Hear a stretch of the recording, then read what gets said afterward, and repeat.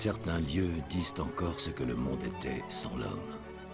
Par contraste, ils donnent la mesure du gâchis perpétué jusqu'à nos jours. Mais ces terres rescapées sont rares, perdues dans l'immensité de l'océan.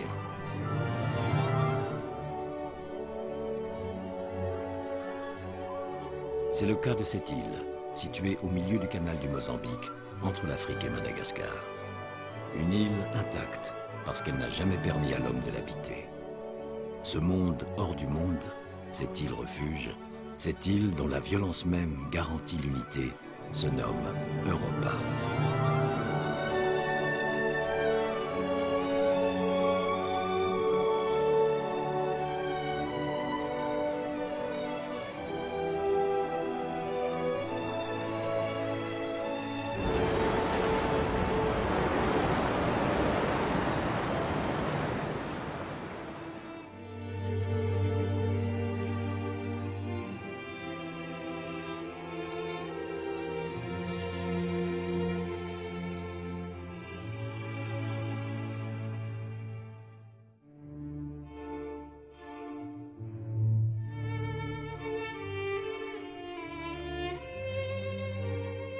Un tapis de sable propose aux femelles exténuées un moment de repos.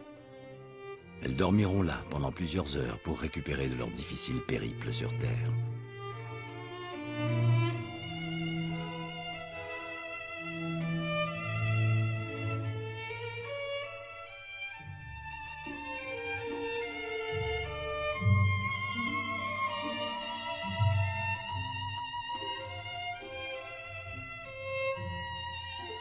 La tortue verte ne s'alimente pas sur son site de reproduction. Elle vit en fait sur ses réserves de graisse, accumulées sur des prairies marines situées à plusieurs milliers de kilomètres d'Europa.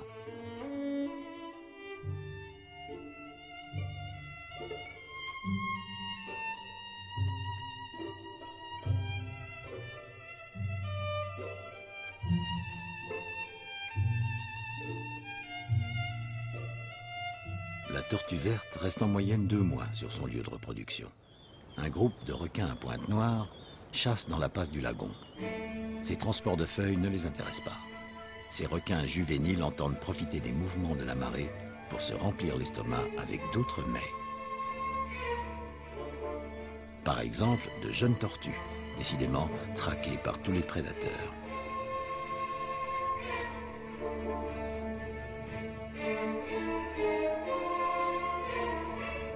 La chasse commence.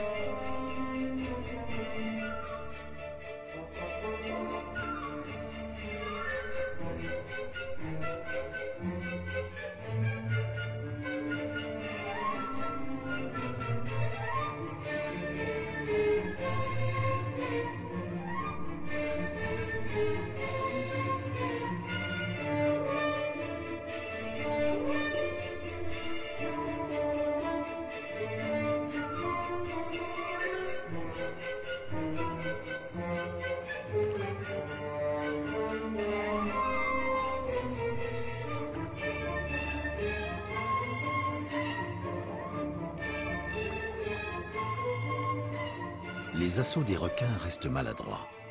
Face à de jeunes squales inexpérimentés, certaines petites tortues arrivent à fuir.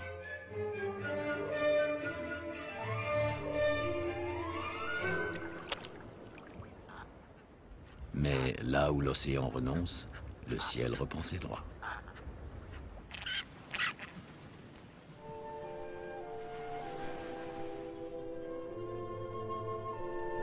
Un spectacle bien rodé, immuable, où chaque acteur tient depuis toujours le même rôle.